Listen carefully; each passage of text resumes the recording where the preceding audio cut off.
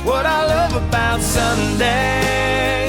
I sing along as the choir sways every verse of Amazing Grace.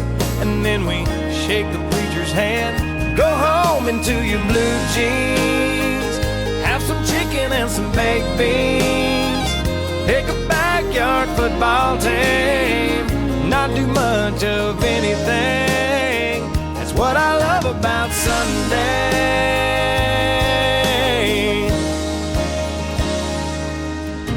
I stroll to the end of the drive, pick up the Sunday Times, grab a coffee cup.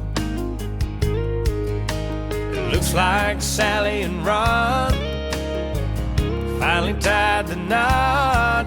Well, it's about time.